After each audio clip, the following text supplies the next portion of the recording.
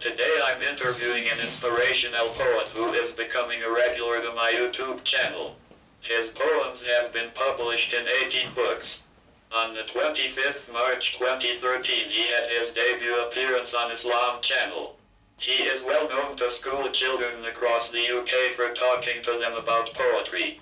Ladies and gentlemen, I present to you Mr. Akash Zahid. Nice to be here, Jav. Hit me with your best questions. It's so nice to have you back in my hot seat, Akash. Every time I call you, you're always in the middle of achieving amazing things. I try. I wouldn't say amazing, but I try to do the best that I can. So, I have heard you recently traveled to Glasgow to do a show for Channel 4. Could you tell us more about that? I can, but not a lot, otherwise I'll get in trouble. But it was for a game show called 15 to 1, which was, of course, very popular 20 years ago or so, but now it's come back and they've restarted. So it's for that. It was just a bit of fun, really. I got the call to come up to Glasgow to film. I thought, why not? I've got the week off. Why not, experience something new? So yeah, a lot of... People that have watched our first interview will know that Akash has made amazing accomplishments such as appearing on television and radio, publishing poetry, talking to children, and so on. It is fair to say that nowadays many people struggle to find motivation in their lives. So, I wanted to ask you, what drives your determination, and do you think everyone should find a purpose in life? I think what motivates me is that I plan too much ahead. Like the other day I was just thinking, what if I was 30 years old and had a little daughter and I was going to the shops and my daughter asked me for a chocolate and I couldn't afford to buy her one?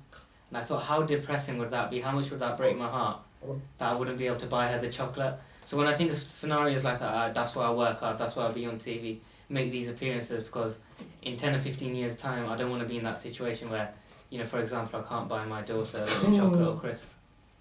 So that keeps me motivated. All of us are aware that mental health, especially amongst the youth, is increasing.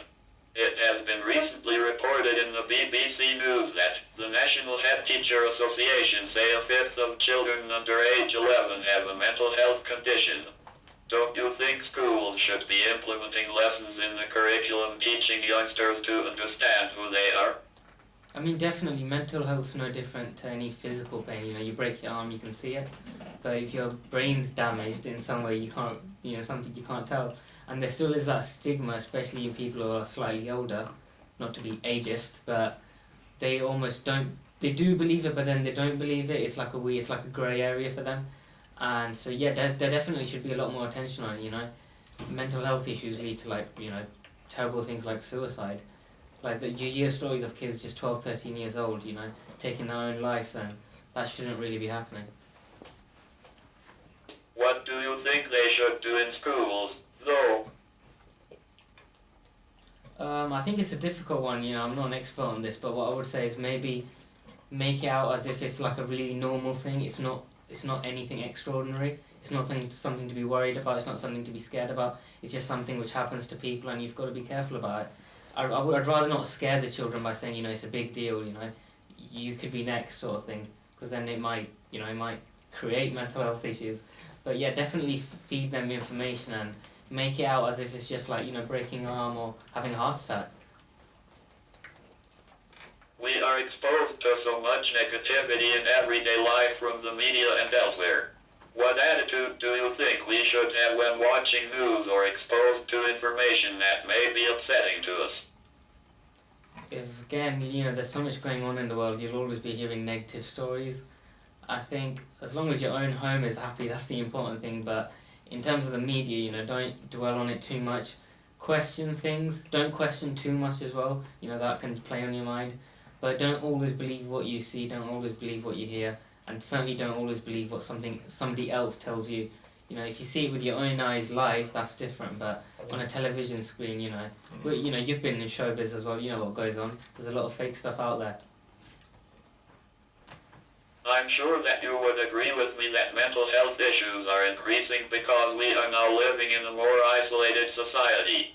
It's easy to advise people that they should talk to someone like a family member, friend, or counselor. However, from my experience, it's not easy to find people that others can trust or understand how to listen to them. So, I wanted to ask you, Akash, do you think love and compassion are the key values to humanity? Yeah, definitely, definitely. Like without that, you can never be open enough to speak to someone about anything. And I feel sorry for the people who don't have anybody to talk to, or feel like they don't have anybody to talk to, because it's probably a very, very, very dark place to be, being in a situation where you've got health issues or whatever issue it might be, relationship issue, financial issue, and not being able to go to someone or take something off your chest must be a massive strain on anybody. And what final advice would you give to people that are going through unpleasant feelings that they feel too uncomfortable to speak about them to others? I would say after every high comes a low, and after every low comes a high. Just be patient and wait, and things will get better. Okay, we are coming to the end of this thought-provoking interview. Akash, what are the future plans in your poetry career? I'll definitely be coming back here for another interview to get grilled more next time. But yeah, I just want to focus on like the media side of things, publicize and advertise myself as much as I can. I'm young right now. I can use that as an advantage. And in September I'm hoping to resume university as well, continue my journalism course. So right now I'm just keeping my options wide open and hope to continue working hard and maybe get a few rests in between as well. Akash, my man, thanks for stopping by and talking to me today. Your philosophy has blown me away, and I'm sure that the viewers are too. I hope you would all take time out to check some of Akash's latest poetry. I hope they do. I mean, if they don't check it out, I'll, might cry a little bit. I'm sure your fans will all. Please, people, stop crying at celebrities like Beyonce. Look at people like this guy. He could motivate the youth. He is inspirational. Respect, Akash. Keep doing your thing, dude. Awesome, man. Like, I really appreciate your kind words and your encouragement. And I'll always try my best to be the best that I can be, and we'll definitely meet again and do another interview.